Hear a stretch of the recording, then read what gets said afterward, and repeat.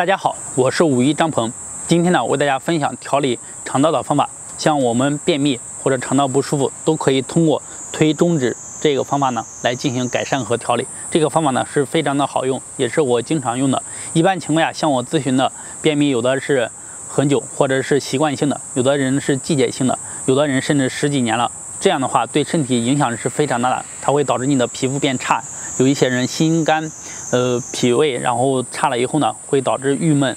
有一些人口臭啊，或者是心情不好，等等等等各种原因都有关系。当然了，我们排便好了，肠道好了，排泄通畅了，你的身体呢肯定是越来越健康的。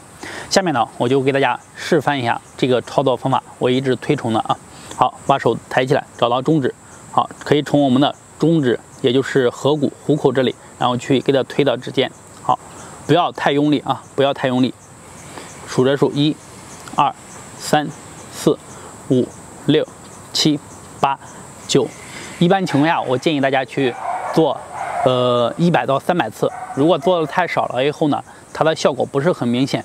如果说你是小孩子可能做个几十下，效果就非常好。像大人随着年龄比较长的，那你做的次数应该是多一些。好，我们要是自己给自己做的时候呢，比如你早上去上洗手间，坐在那里都可以自己推着1、2、3、4、5、6、7、8、9，然后做够100次换。好，大家可以看啊，大拇指很简单啊，1、2、3、4、5、6、7、8、9。可能做着做着，你的排便啊，它会比较顺畅。坚持做呢，对你的肠道是非常好的。要是帮小孩做，基本上很轻柔的，做个几十下就好了。或者是帮家里面的老人，那我们可能做的会多一点，做个100到300次。你让他坐在那里，或者是躺在那里，你去给他做完，再让你去上洗手间，这样都会非常的好。平时呢，就是说，你也可以给自己去保养一下。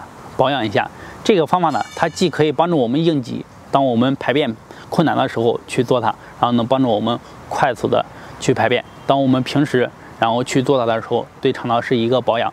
而且呢，这个动作好多人试过，反馈效果特别好。